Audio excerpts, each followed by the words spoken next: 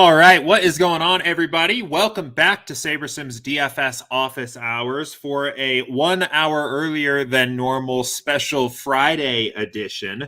My name's Jordan. I'm the head coach here at SaberSim, and if you're new to Office Hours, this is a live open Q&A style show where I answer questions from our community about how to get better at DFS and how to use SaberSim to build better DFS lineups. I answer questions that come in into YouTube chat and our Office Hours channel in Slack here, and try to answer them as best I can in chronological order here. If you are not a part of our Slack community, there's a link to join the Slack community in the description of every past Office Hours video. Highly recommend joining up there. There's often a lot of interesting follow-up conversations going on about what we talk about in this show. There are also our free prop betting picks posted in our Slack community every day. I'll get to that more in just a minute here. And I also kind of generally try to prioritize the questions that are being asked in Slack here first. So should have a pretty interesting stream here today. Wanted to talk a little bit about the prop betting plan and some of our recent success we've been having there, even with some of our free bets. Tease a couple of new features that are coming down the pipeline here. Been a little while since I've talked about new features on the Office Hours show, so I want to talk a little bit about that. And we'll answer some questions. I see we have a question here about how projections and builds update throughout the day as new sims run. That is actually the only question I see in my queue right now. So a good day. I know we're 1 hour earlier than normal, but a good day to fire away any questions for me if you have them here. Kind of quick, I guess, update here of where things stand, again, with that prop betting plan. We are posting a free strikeout prop to start the baseball season every single day in the sports betting channel in Slack. It is totally free. You can just join the Slack, join the sports betting channel. We are amazingly 7-0, I believe, to start the season so far. We have nailed every strikeout prop we have posted in the free sports betting channel. At the very least, we have gotten every strikeout prop that we have posted so far this season going back to as far back as I can see with the Slack messages we have hit. So, of course, that probably means that we will lose tonight, but hopefully we keep this streak going. And I wanted to come in and see what our record was to start the season, and I was pretty excited to see that here going on. So, definitely join the Slack community, check out the sports betting channel, and tail those props if you aren't already, because I think we're going to have a pretty profitable season with our prop bets. We will be having a full MLB prop betting plan come out, similar to what we did for NBA here in the next couple weeks. Still putting kind of the final touches on that plan here as we speak. That will basically be, again, using the same models, the same sims that are used for the single strikeout prop, but we'll probably be doing anywhere from 3 to 10 recommended prop bets throughout the day for the MLB prop betting plan. So if you're interested in joining up into that, email any of the members of the SaberSim team in Slack, and we can get you added to the MLB prop betting waitlist, which again will be dropping here in the next couple weeks. Hope you guys had a good night of DFS last night. I think it was an interesting slate overall in the MLB side of things. Definitely one where the chalk kind of, I don't want to say the chalk failed. Dodgers stacks, and I think the Cubs in particular did okay. But it was one of those slates where I think, the ownership was really definitely going to 3 teams in particular, the 2 teams at Coors and the Dodgers. And we ended up with Padres stacks, which was like direct leverage off of Charlie Morton chalk, and Texas as well, direct leverage off of Ohtani pitching chalk going off. And I think that ended up kind of being the nuts here. So if you played a more contrarian style, probably did pretty well last night. I ended up having a decent slate, just a little tad under break even for me last night, which really always kind of actually feels like a break even slate in DFS. If you're playing GPPs, if you lose about half, it kind of feels like you broke even. If you actually broke even, kind of feels like with the rake, you were almost basically profitable. You were probably beating most of the field there anyway. Anyway, good little intro to get things started here today. We'll pull up the app and start jumping into questions here in just a moment. HC says, am I drunk or are you early? I am early here. We're doing this 1 hour earlier today. I had to move this up to make some room this afternoon for a few other things on my schedule here. So a little early here to today's stream. Should be kind of a fun fun little early Friday stream. If I'm reaching any of you on the West Coast, I'm probably here streaming to you guys while you're eating pancakes and drinking coffee here. A little early over there, early afternoon if you're over on the East Coast. So looks like a few other people are starting to trickle into the stream here now. I'm sure I kind of snuck up on people with this early stream. I actually kind of want to start with just, I'm going to go ahead and pop this into the chat box here, so people that are just joining now kind of know what we're talking about. I don't want to build too much excitement here. I don't have anything new to demo, but I wanted to do a little bit of a preview of some new features here that we're expecting to come out, I would say, over the next month or so. Pretty excited about. And the first is going to be actually, I don't want to guarantee that any of these things are coming out over the next month or so, but these are the things that we are actively working on right now. So one of them is going to be a very much more streamlined version of the entry editor and the late swap tool. It will include things like being able to fill your entries directly from the build. So if you have, if you're experienced with the entry editor, you know that you build your lineups and then you have to take those lineups and go to the entry editor, and from the entry editor, kind of pull them into your entries file and then download here. One of our goals with this new update to the entry editor is going to be able to give you the ability to just fill directly from the end of the build and just download your file and go on from there. It will also allow you the ability to just late swap your lineups from the main build menu. It's really going to be just like a big overall streamlining of the entry editor and late swap process. I had the opportunity to play around with it a little bit here recently, and I think you will find that it really makes things a lot easier to use with the entry editor. So super excited about that.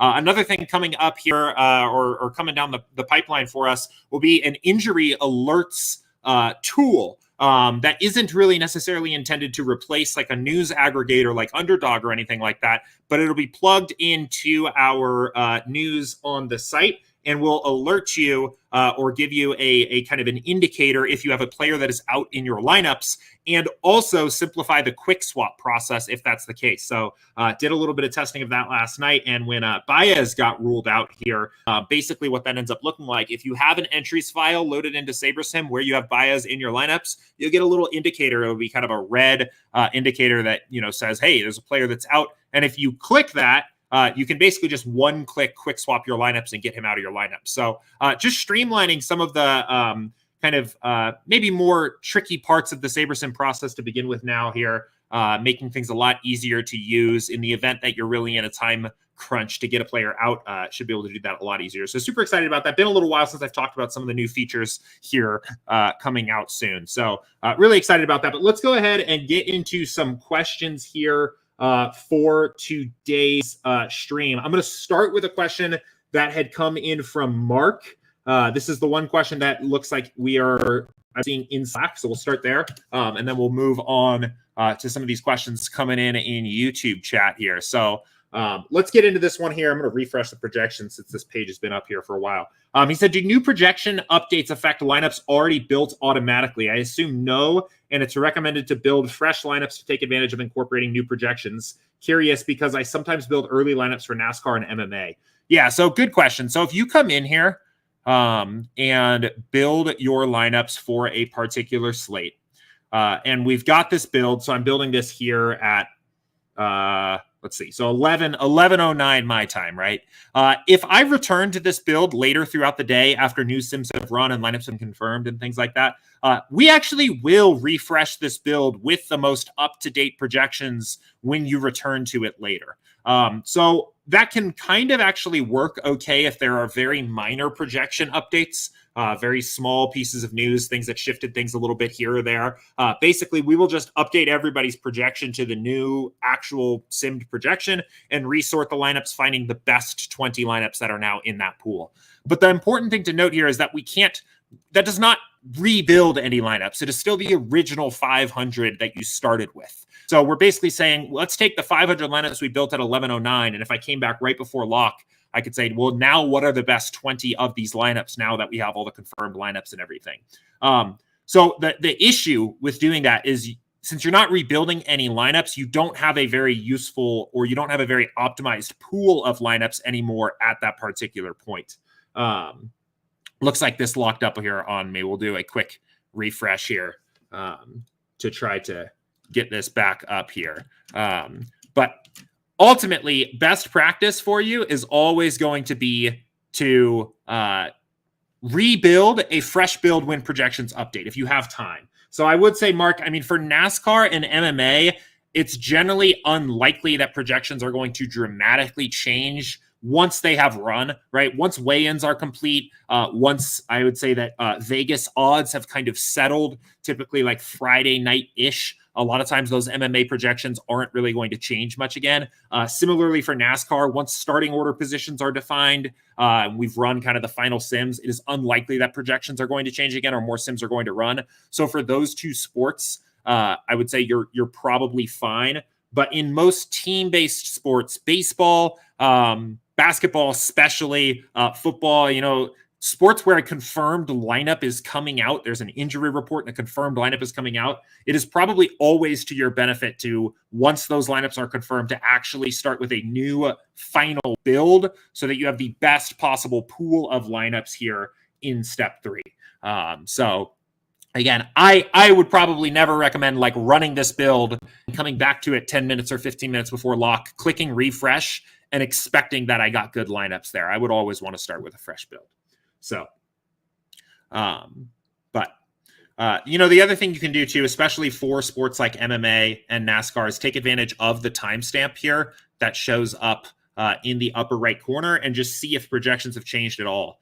For baseball, we'll be running new sims pretty much throughout the evening as lineups come out and things change. But for MMA and NASCAR and other sports like that, there really is kind of a final sim that you can basically just use to build your lineups. So, Jacob says, is there a top stack percent in the tools? Example, Toronto has an X% chance of being the highest scoring stack on the slate. There isn't explicitly a top stack percentage, but you can kind of make one for yourself by leveraging the simulations and basically, telling us what kind of stack you want to research. So I'll show you basically how to do that. We do that with what I typically call a research build. And I think it's a pretty cool application of the product. So we'll talk about what that looks like. So if you go in, we'll actually do this with a build. So you can click the new build button here. We'll turn manual mode on. And what I recommend for these types of builds, first of all, you will need the DFS advanced plan here to build this many lineups. But what you'll do is we'll turn the correlation, the ownership fade sliders to 0, and the sim variance slider to 10. What that is going to do, I think this is kind of an important concept to grasp. But what this does is sim variance 10 is going to use a single game simulation of every game on the slate to build each lineup. Correlation and ownership fade at 0 means we are going to basically not adjust those projections in that single game simulation for those factors. So what you will be getting out of this is literally for 1,500, we'll set pool size and number of lineups to 1,500. For a 1,500 slate simulation sample, what are the most exposed players in those sets of lineups, right? I'll also go ahead and typically recommend turning min salary to 0. Since you mentioned stacks, right? What is the top stack percent in the tools? I would recommend then also setting a stacking rule. So we want to say basically, right? We're going to say at least 5 players from the same team. We want to see what are the likeliest stacks to be the best 5 stack on the slate tonight, right? And we'll look at this here one more time before I kind of hit build and talk about what this is actually going to do, right? So for every individual lineup of our 1,500, we're going to take one random game simulation from our thousands of game simulations of each game, and then tell the builder to build the best lineup possible while using a 5 stack from one team. So in effect, we'll get a 1,500 slate simulation sample where we can go in and look at our stack exposures at the end and use that as a way to approximate the percent chance of a stacking the highest team on the slate. What I think is actually really cool about this is it is a little bit of less of a black box than a top stack tool percent is on other sites that you see out there. I know some of the other DFS sites that are out there will have like, this is the percent chance of this stack being the top stack, but they don't really give you a lot of information of exactly how that calculation is made. You basically get to set the build up the way you want it here and define exactly the way that these things work here on your particular research build based on what you're looking for, right? You can remove the stacking rule and then just look at player exposures and see what is the percent chance of any one player showing up in the optimal lineup at the end of the slate. So pretty cool. I'll show you kind of how this all comes together here in just a moment as the build wraps up. And I'll also, show you a couple ways of how I like to use these tools, how I like to use this top stack tool in my process, and kind of creative ways I think you can get leverage on the field by doing this. So this is, of course, the last question that I have in the queue at the moment. I know, again, doing this an hour early here today, so hopefully didn't sneak up on you guys too much. But if anybody else watching has any other questions for me, go ahead and fire away into YouTube chat or the Office Hours channel in Slack now, and we'll get to your question here probably in just a couple minutes. But give this build just a second to load here. So, okay, we are in business. So you can see every lineup has a 5 stack, right? And we can go in here now and look, and we can actually even look specifically at the 5 stacks and quantify the percent chance with the current projections that each team is the highest scoring stack on the slate. I think this is very interesting to do both from a directional level and saying, this is the ordinal rankings of which teams have the highest probability to be the highest overall stack, but also from like an actual absolute level. I think it can be kind of useful. Let's go see what Vegas has for these games. I think it can be useful to ground yourself on a slate, particularly where it seems like there's going to be very clear chalk. And maybe that's not the case tonight, but I think it can be somewhat grounding to say, hey, even on this slate where there are some of these games and these great hitting environments, the top overall team only has a 10% chance of being that highest scoring 5 stack. So I like to use this, I think, in particular to compare against Vegas odds or otherwise some kind of stack projections in general. I do think it is, let's see if there's any teams. I do think San Francisco is probably the easiest or the most interesting team that's jumping out to me right off the bat here. A team that Vegas doesn't really seem to project all that highly. It's also possible that our projections at the moment, these very early projections, are just missing something, because I think it's interesting that their implied team total has dropped almost a full run since open. I might have missed some news there, but I do think that's an interesting leverage play at the moment that it looks like the field will probably be well off of. Otherwise, we're kind of in line with Vegas, a little bit more interested in Angel stacks than Vegas seems to be. Probably two of the biggest fades are these Toronto and New York teams, which will probably both be pretty popular stacks tonight that aren't even showing up as very great stacks in our research build here. So, yeah. And I think this is a very great and a very basic way to just get a quick idea of what maybe some good opportunities on the slate are for some plays. You can even find sometimes I think San Francisco is a good example of a lower owned play, but sometimes you can find some examples of some very low owned plays, maybe some teams that players will be very far off of that actually jump pretty well in our research build here. So was looking to see if there were any teams like that kind of popping up. I think San Francisco is the best example of that. Potentially, yeah. I think that's the best example of that. So, yeah, one of my favorite things to do in general across, I would say, almost all sports are these what I call research builds. They will typically kind of always take this form. A few things that are always the same. It is always zero for me, always 0, 0, 10. With no min salary restriction, I always build 1,500, and then I will vary my stack rule or any other rules based on the slate I'm interested, based on what I'm looking at for research. For football, as a kind of just another random example, a lot of times I'll say, give me a QB +2 stack, or maybe even put a run back in there as well and say, here are the best stacks on the slate. So, but for baseball, I think really, really interesting tool.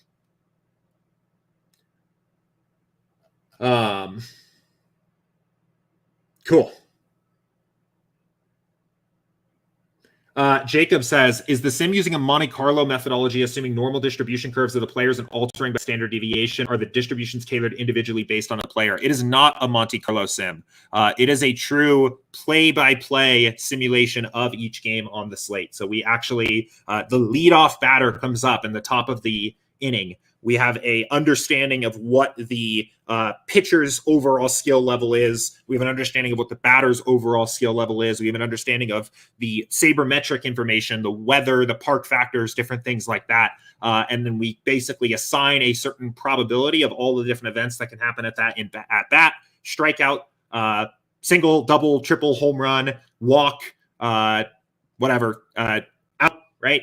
And then whatever happens there, then the second batter comes up. And that second batter actually bats within the context of what the first batter does, right? So there is a change to the probabilities if that batter walked, if that batter got on base, if that batter got struck out, right? There's a variety of things, but they're actually play-by-play. So it's actually one of the most powerful things about SaberSim is that we never assume a normal distribution unless there is one. And there really isn't, apart from, I guess basketball resembles a normal distribution. I think pitcher distributions resemble a normal distribution, but rarely will you actually see a true normal distribution here. We'll pull up a pitcher as well here real quickly as kind of an example. But they less event-based positions, resemble a little bit more of a normal distribution, but they're not truly normal. So, and this also allows us to quantify correlations. Since we have this set of simulated games, we can actually quantify correlation between different players on the team. So very useful for baseball, where I think the general rule of thumb and the assumption is, yes, hitters are correlated, stack hitters, but you get into some kind of hot water of, one, how much to stack on different sizes of slates and different contest sizes, but two, how to stack up different teams correctly, how much to value a batter batting, how much are two correlators, how much are two batters correlated that bat right next to each other in the order versus the second and seventh batter in the order. And that kind of thing is also quantified by using sims here. So T had said that he is becoming more flexible with SaberSim and has had some success. Quick question about expanding the player pool. Coming from a traditional optimizer, I had to set min unique to get more players. For Saber, is it better to set min uniques or to just raise sim variance? Thanks. Yeah, I would definitely recommend that for to start with. If you want a more diverse pool, or in particular want more like inter lineup diversity, I would begin with increasing the sim variance slider. Basically, the reason why is you are going to get the effect of that by using a smaller bucket of simulations for each lineup you are building. You are naturally going to diversify your lineups more, but you are doing so in a way that also will probably increase the overall upside of your lineups, since you're using real game outcomes and real game simulations to accomplish that. So start, if you want more diversity in your pool in general, start with increasing the sim variance slider. I don't even mind sim variance at 10 for baseball at all. And if you are finding that within builds at sim variance 10, you are still getting lineups that are too similar to like intercorrelated to each other, that's when I would consider increasing the min uniques. And again, I would start small here with SaberSim, with everything, right? I always recommend starting with small adjustments and building lineups and then iterating and continue to go from there. So I would see what happens with min uniques at 2, and then min uniques at 3 if you want to increase diversity even more. But I think you will find that in a sport that is as variant as baseball is, with wide ranges of outcomes already, sim variance at 10 is going to build you a very diverse pool. So that is where I would start. Matt said, going back to the research build, the Angels showed up as the top stack preferred by SaberSim. So in the regular build, would you then boost exposure to the Angels depending on how they are popping? Yeah, I think that's definitely one way to do it here. So we could go back. Let's go back to our original build here. And I think it kind of just depends on what your exposure you're getting to different teams are here. But let's go back to this build. I think this was a 20 max that I ran right before I ran the research build, and let's make a couple adjustments here and see what we got.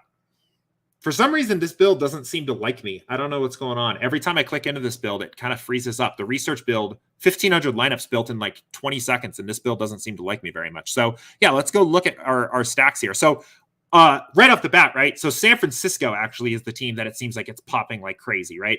And this is because we told it to build lineups, encountering ownership, or not encountering, counting ownership, right? So we're basically SaberSim is making kind of an ownership adjusted decision here to get pretty heavily on San Francisco. And I kind of agree with that. But I don't know if, based on how Vegas is projecting this team, if we need to be this exposed to them. So I might take San Francisco down to about 40% here. and know that I'm probably still getting leverage over the field. So maybe that's one thing to do here.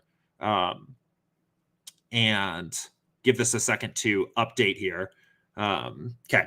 So for those of you that maybe are a little unfamiliar with SaberSim, because I think we have some new people in the audience here, what is happening here? So when you build your actual final lineups with SaberSim, this is a 20 max, 10 to 50K entries, right? That we set, the sliders got automatically set to where the optimal values are for that contest here. And we built a pool of 500 lineups, not just 20. We built a big pool of 500 lineups, and it allows me to go in and make adjustments to my exposures here without having to rebuild. So I'm basically fine-tuning now here with the results of the research build. And we see immediately the Angels then kind of pop up as an interesting team here as another leverage spot, right? So I would say I'm probably getting enough exposure to the Angels there. I thought New York and Toronto were some of the most interesting fades based on my research build. So we're getting a little bit of Toronto here. I might just fully fade Toronto, just since I think based on the research build that they're going to be owned relative to their chance of success. So we'll see what impact that has here. And I would say that's kind of looking good. Let's go look at some other exposures here. Let's see what pitchers we're getting onto. One thing that I'll like to do if I'm taking a pretty significant stand on a hitting stack, I'll go kind of see how the pitchers of those games are projected. Not super excited with a less than 8 points projected Ross Stripling. Or is it Jordan Montgomery's maybe a little bit more interesting. So maybe, wait, who's Toronto? Oh, the Toronto. Okay, so I clearly haven't done my research for this particular slate yet. I thought Toronto was still playing New York. Okay, that makes a little bit more sense. So who is playing Toronto? So Oakland's playing Toronto. Who is the Oakland pitcher? Dalton Jeffries. Don't know who that is. I guess the point I'm trying to make is sometimes if I'm taking a particular stand on a stack and fading a stack, I think is going to be popular. If there's a decent projected pitcher on the other side of that game, sometimes I'll force a little bit of min exposure in for that pitcher as well to get a little bit of exposure to that guy. But maybe the last thing I'll check here is my stack types. Stack types look pretty good. These are kind of the stacks that I like to see in my lineup. So maybe I'll just leave those alone. And we've got, I would say, a decent little set of 20 lineups here, right? Didn't do too much. We ran a research build. We made a couple adjustments. I liked the San Francisco leverage. I didn't think I needed 95% San Francisco stacks, so I adjusted that down a little bit. LA, we're getting some good LA leverage because I think that's going to be a team that projects a little bit better or has a likelier chance to be a top stack than they're owned. The last thing I would probably do, actually, is I would probably just look at my exposures overall to batters. For 20 lineups, I'll probably be okay having 40% exposure to any one batter, but I might tamp this down to that. So I'm not overly exposed to the 7-hole batter for Cleveland, who probably has his most likely outcomes are 0 points, right? And let's look at our pitchers. And pitcher exposure looks pretty good. So if I was building 20 lineups for tonight's slate for right now, for maybe something like the $4, this is probably about what I would have done. Very similar to what my process would have actually looked like. So Jacob had also asked, so each player would have a different correlation value based on where they are relative to other players. That is, hitter 7 is less correlated to hitter 2 than hitter 3. Yeah, in general. Actually, from what we find in our sims, the overall, the correlation between all batters on the team, all batters on a team in the order together are all generally pretty correlated to one another, because every time a hitter gets on base, it prevents an out, and every other batter gets that much closer to the next plate appearance. And that's actually the biggest correlative factor in baseball. The simultaneous scoring plays where like 3 players get on base and then the cleanup hitter brings them all home and everybody scores. That is a correlative factor, but it is a minor factor compared to the primary factor. So you will find, and this actually kind of presents, let's just like pick the Yankees here just for the heck of it, right? So let's look at, okay, so we'll pick Rizzo, right? Whose closest batters are Stanton and Judge. So if we look at Rizzo's correlations, right, it does kind of pick that up, right? So Stanton and Judge are the most correlated batters to Rizzo, but it is not as if there is a massive difference in the correlation to Stanton as there is to Gleyber Torres, right? Or Joey Gallo, or these guys that bat a little bit further away. The primary factor is that all of these guys are on the same team together, and a rising tide lifts all boats, and everybody is kind of correlated to everybody. But there is kind of there's the secondary factor of these guys are a little bit more correlated to the guys batting closer to them in the order. So, and this information is taken into account dynamically by the correlation slider, right? So when you go in here, right, we basically, the biggest factor that will affect this correlation slider is the size of the slate. So this is an 11-game slate, right? Correlation's very high. We're going to be factoring correlation in very heavily. We're going to build big stacks. We're going to build stacks a lot, and we're going to, probably prioritize more correlated versions of the stacks. If we pull up, let's look at the night slate just as an example here. And I'll show you as just kind of a comparison of how correlation is taken into account on a 3-game slate, right? So on a 3-game slate, correlation comes down, right? The reason for that is that there's less players on the slate, right?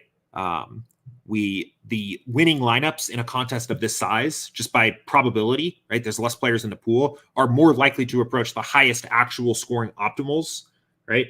So we actually we'll turn correlation down a little bit to give the builder a greater percent chance of just finding the highest actual scoring players that scored in that sim, rather than building big stacks. You'll probably still get big stacks, but we don't have to factor in correlation as much. That's the idea there. So Aaron said projected score or Saber score. I've been using Proj this season. I would highly recommend using Saber score, mostly because that will. So what we are referring to here, real quickly, I'll pull up this build again, and hopefully it loads a little bit faster than it has been. The Sabers, we have 2 methods for sorting lineups in step 3. Actually, we have 5 methods for sorting lineups in step 3, but the most useful ones are sorting either by Saber score or projected score. Projected score will be very familiar to anybody that's used a traditional optimizer before. It will sort your lineups by the highest average projected points. But average projected points are not very useful for predicting upside. In baseball in particular, the biggest thing you're going to miss by using projected scores, you're not going to factor in correlation in the way that we sort your lineups in step 3. So you will get less stacks. You will get less correlated lineups. Let's actually just do a little experiment here. So sorting by Saber score, 5-3, 5-2, 4-3, 4-4. Looks good. Sort by projected score. Let's see what happens here. Give us just a second. If you have been watching this stream all week, you have been following along ComputerGate for me. I am ordered some parts, have a new computer here coming in over the weekend. So next week, stream should kind of be a lot faster, a little more engaging to watch. I know there's kind of been a lot of dead time here. Here you can see having some issues here right now at the moment. I will be upgrading my computer over the weekend. So, but anyway, the projected score update here kind of worked, and you can see the impact of that, right? Like these lineups are still stacked because they were built taking into account correlation.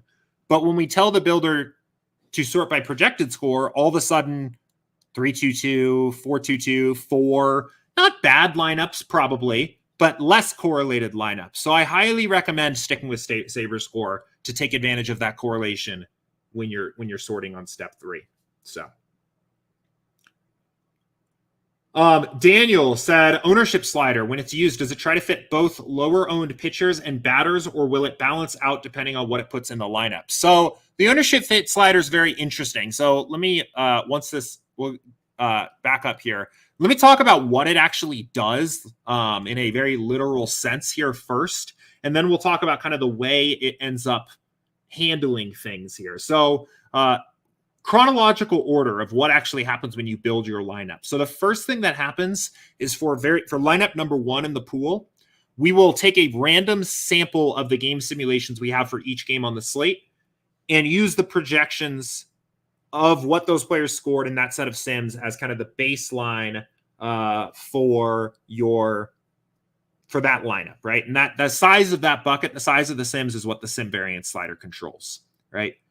Then the ownership fade slider kind of kicks in. And what the ownership fade slider does is it takes each player's projection that they scored in that set of sims, and it adjusts it by a multiplier based on really two factors. One is how high is that player projected to be owned compared to the average projected ownership at that position?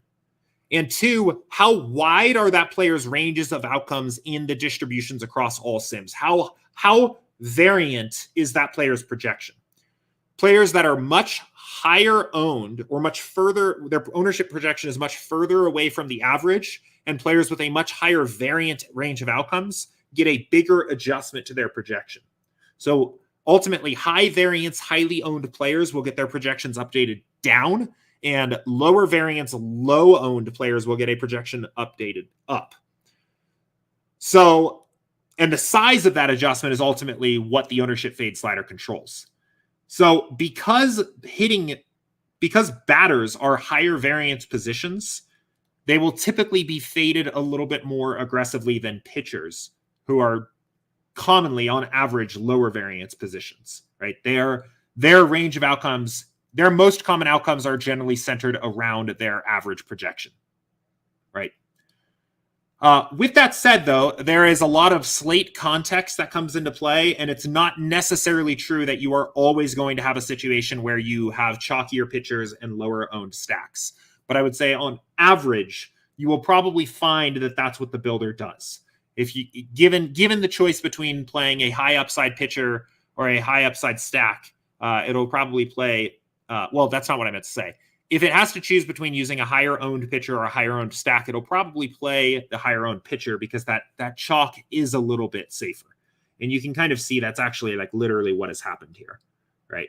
We're fading a lot of hitting chalk and playing some more highly owned pitchers.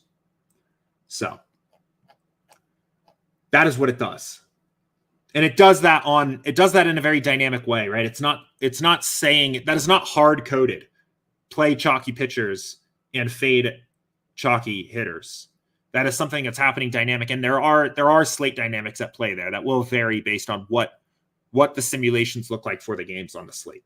So really good question there. All right. There was one question. This was from Doyle. This had come in earlier this morning. I missed this. I'll talk about this quickly here, and then we'll start to think about wrapping up today's stream here, unless I see any other questions. So, Justin, I do see your question here that just popped into the chat. If anybody else has any questions for me here, fire away now in the next 5 or 10 minutes or so before the end of the stream. Doyle had mentioned any hope for USFL for those with our own projections or ownership. So I know USFL starts tomorrow, I think, actually. We should have the slates loaded into the app here by the end of the day today. Those will just be kind of the raw slates. We don't have sims yet up for USFL. So you'll be able to build, you'll be able to upload custom projections and ownership and build with SaberSim for USFL if you want. We don't have our sims up yet. We are keeping a very close eye on it. It is something that we are excited about. The prize pools look pretty juicy. It's not a trivial process to get a sim fired up super quickly, especially for a sport like football, which is a pretty complicated sport to simulate anyway. But we're kind of keeping an eye on it. I think it is on our roadmap to support the sport, but we want to see kind of how things go. These alternative football leagues have had a little bit of mixed success over the past couple years. So kind of keep an eye on it, but we should have the slates up in the app here shortly. Justin's question here, how are ownership projections determined? What is taken into consideration? Really good question. So the ownership model is actually in the midst of a big overhaul at the moment. So this is liable to change and improve here soon, but I will explain what it does for now. So what we do is we start with an industry aggregate projection. So we take a projection that's aggregated from a few other sources around the industry, combined into one projection here. And then we use those projections and build thousands of lineups with a generally pretty high variance setting.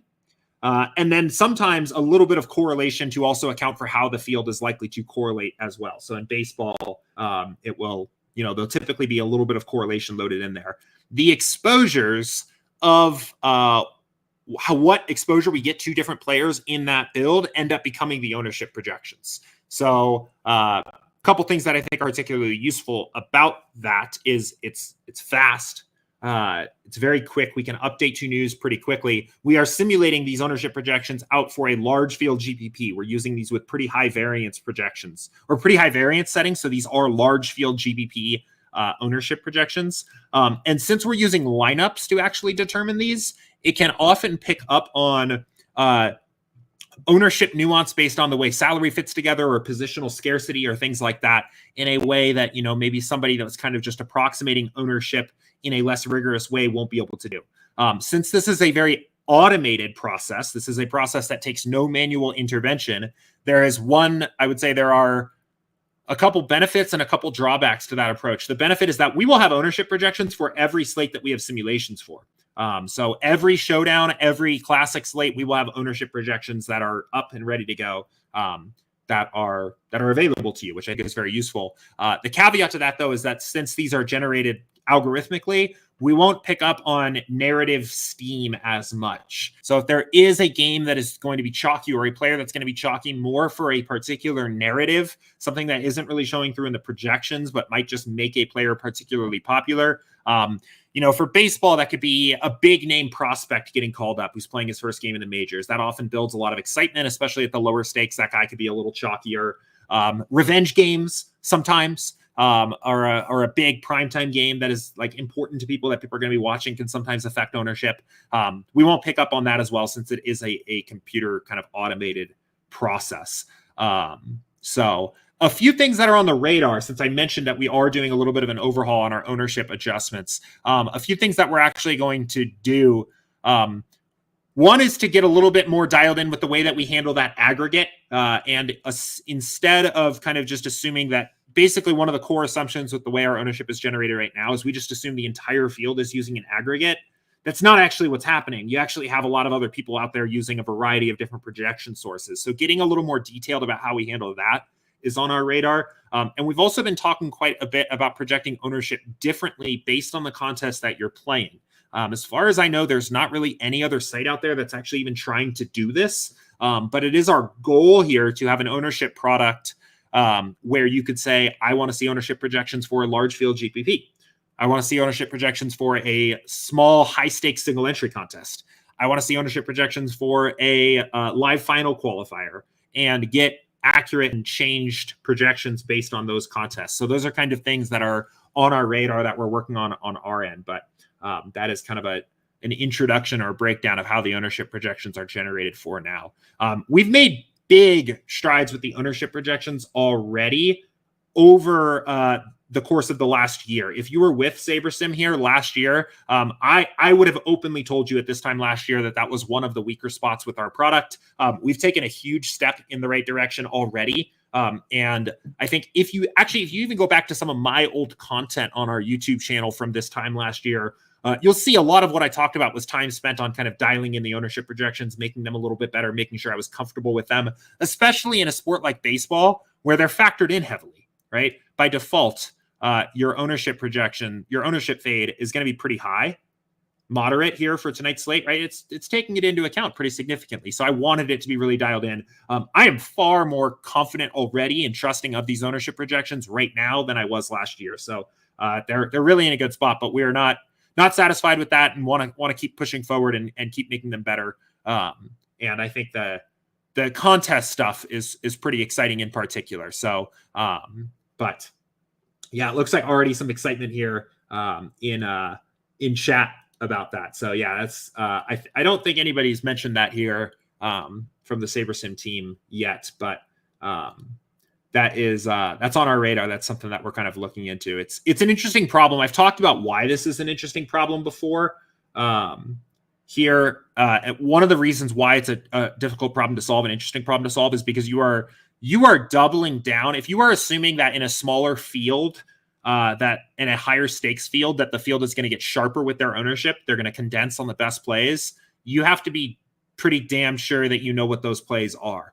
Like if we are wrong that Carlos Rodon is going to be the highest owned pitcher on the slate tonight, we're going to be more wrong when it comes to projecting that at the high stakes single entry. So your risk is higher the smaller the fields are and the higher stakes the fields are. So, but it's a fun problem to work on and we're excited about it. So, Daniel said, isn't doing a research build for a contest getting a good idea about ownership projections for a contest size? Yeah, this is actually a pretty sharp observation.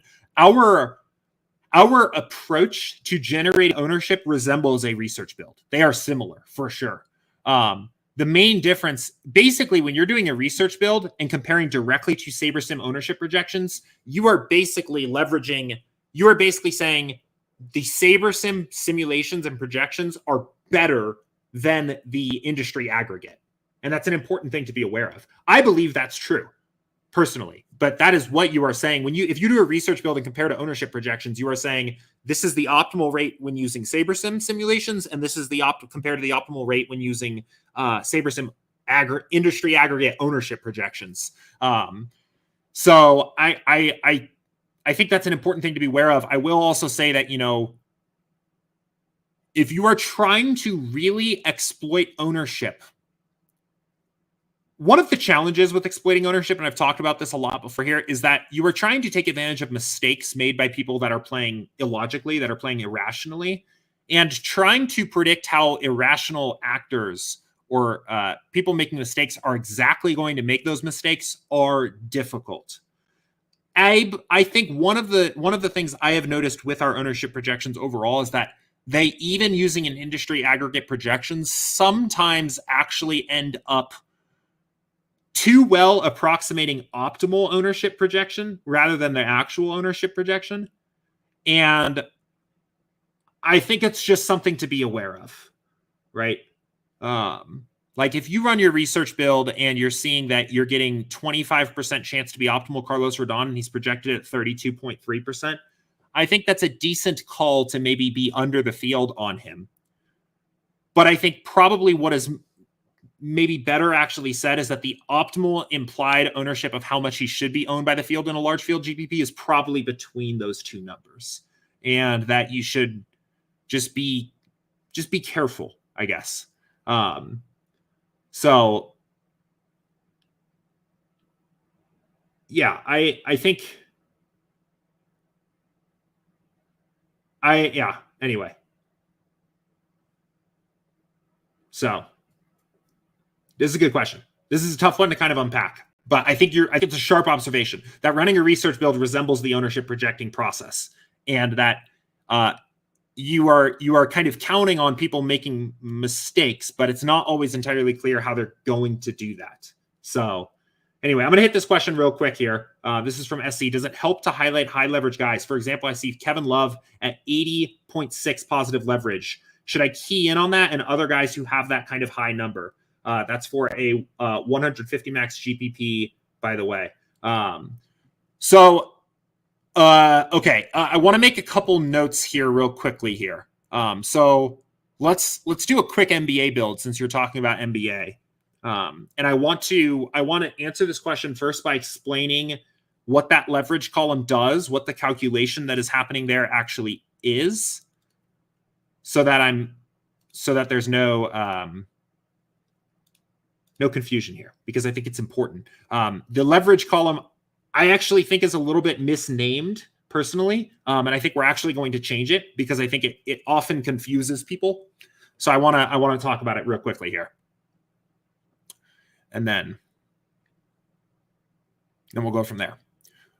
So what this leverage column is, and it says it with the tooltip here, it is your exposure in your current set of lineups up here minus the projected ownership. So this is a descriptive column, right? This describes your current pool of lineups. When this says 36.1% of leverage, this means that literally 64.7 minus 28.6 is 36.1. It describes your lineups. This is not predictive, or this is not a strategic recommendation. And that's why I think people get confused, because leverage elsewhere in the industry is kind of implied as a strategic. If you said Jonas Valanciunas was the highest leverage play on the slate, that would imply get more exposure to him. This, as the way it is currently set up on our end, right? This is just saying that you have the most leverage over the field with your set of lineups on Valanciunas. This is not saying you should go get more to him because of this number, right? This is just describing your lineups. in the context, so that is true anytime you build lineups, right? That is what that number is. When I run research builds, right? So when I run these builds, I'm going back to this MLB one, right? Where I run these builds where I go 0, 0, 10 and build 1,500 lineups, right? So we'll give this a second to pull up because I want to be explicitly clear about this, right? So we'll give this a second to pull up. Yeah, so I know that it looks like a little bit of confusion in the chat here, and I apologize. We're going to change the title of this column, I think, to like field plus minus, because I know it gets people confused, right? Anyway, so when I run these research builds, right, this is 0, 0, 10 sliders, 1,500 lineups, right? What is this actually saying now, right? This calculation of the leverage column is the same. It is still exposure of your full pool of 1,500 minus ownership. But now in the context of this build, it can be used as a way that gives you strategic advice, right? Because it is saying for 1,500, you can't play 1,500 lineups in a contest. This is saying basically for like 1,500 simulations of the slate, Muncy's only showing up in 9% of them, and he's going to be owned in 21% of them. Right? Similar for all these other Dodger stacks. Maybe we want to be under on Dodger stacks when it comes time to build our actual lineups. Basically, the leverage column is intended to just show you in your pool of lineups, how do you compare to the field? And the research builds that I often demonstrate on stream are just an application of that, right? It's just a different way to use that.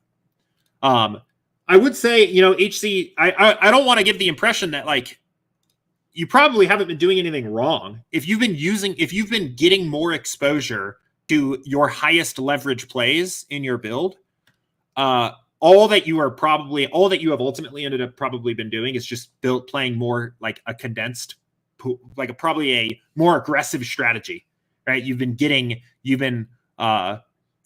playing more heavily the guys that you're getting a lot of and fading more aggressively the guys that you're already not getting a lot of. So, yeah.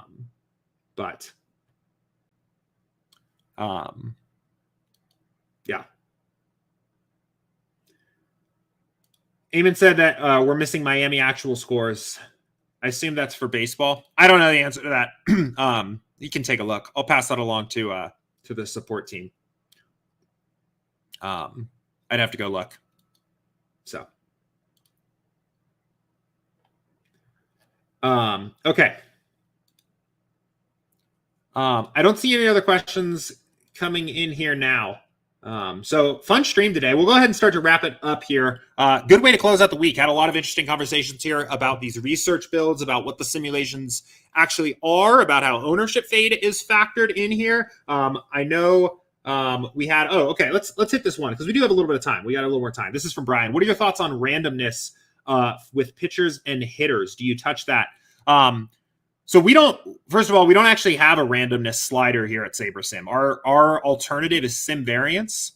And what Sim Variance does is it basically determines how many simulations are you looking at for your particular lineup build, right? So the higher this slider goes, the fewer simulations we're actually going to look at for each lineup, which increases effectively the range of outcomes of each player on the team and on the slate when we build the lineups. But we're not a randomness, right? Randomness on a traditional optimizer assumes that every player has a normal distribution, that their distributions are a bell curve from their average projection, right? And that's not at all, especially in a sport like baseball, how players actually look, especially like batters, right?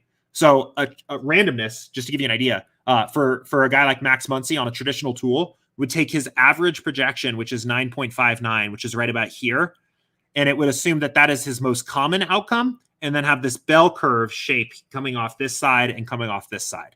And then it would pick a random number in between there. But that's not actually a really good way to do it, because we can actually look at his real distributions and see that it actually looks like this, right? Randomness would assume that he's likely to score around this projection far more than he is, discounting how often he actually fails, which is the most common outcome for most batters, and also discounting what his ceiling outcomes actually look like, which are really high scoring outcomes. So sim variance is a better alternative to randomness. We don't break it up by hitter or pitcher. We handle it just on a per game basis. And I typically leave it where it is recommended by default for the contest I'm playing.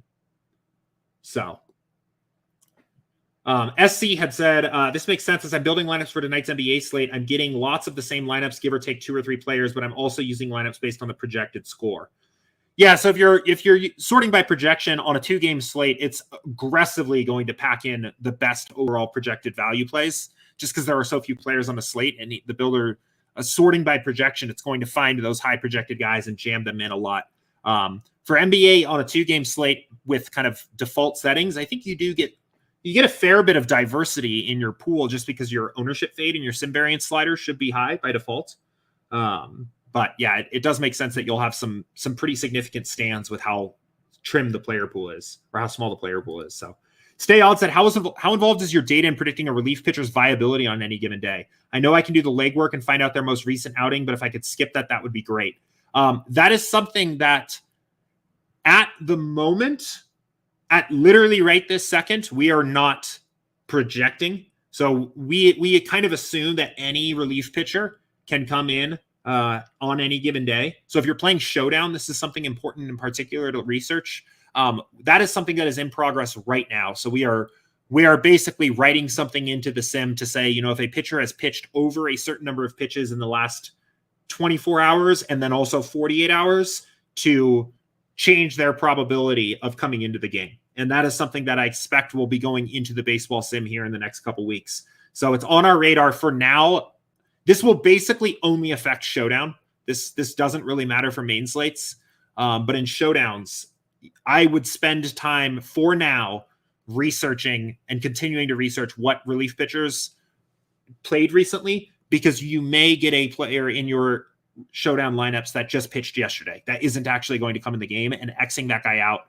The way I typically do it is rather than going in on step 1 and doing all of this research ahead of time, I would just build the lineups and then in step 3, see which relief pitchers you're getting exposure to and handle it in step 3. It's just more time efficient. You don't need to research every relief pitcher and X them out ahead of time. Just see which ones you're getting exposure to. So, okay, cool. We had a couple other questions slide in here right at the last second, which is perfect. It took us through to the finish line. Just a couple quick, announcements here before we close out the week. I know we had some people that are new to SaberSim here on today's stream, which is awesome. Always love to see that. We have a free 7-day trial on our site, SaberSim.com. You can come in, check us out. Try us out for free, no strings attached for 7 days. I always think the end of the week, especially this time of year, Thursdays and Fridays are a great day to sign up for that because you'll get to play some weekend baseball. We still have playoff basketball, and I think playoff hockey is going on now as well. But also we have simulations for MMA, for NASCAR. No Formula One race, unfortunately, this weekend, but we have Formula One. And what else? Esports, all kinds of things here, of which are especially popping over the weekend. So come check us out.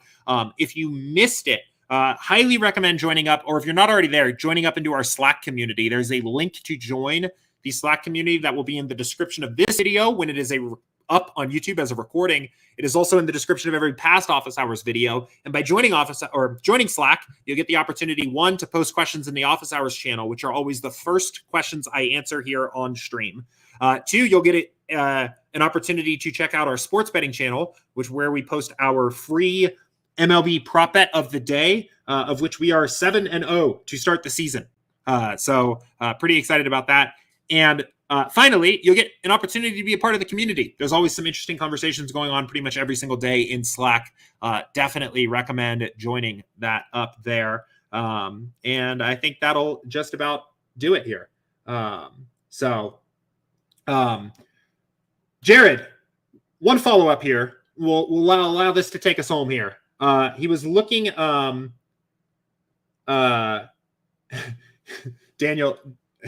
Daniel left a funny comment. Jared said he was watching my MLB contest selection video, and I didn't include the piggy bank on my spreadsheet. Let me see about that. I might have missed it. It is a good contest to play. So Let me real quick here pull this up. Okay.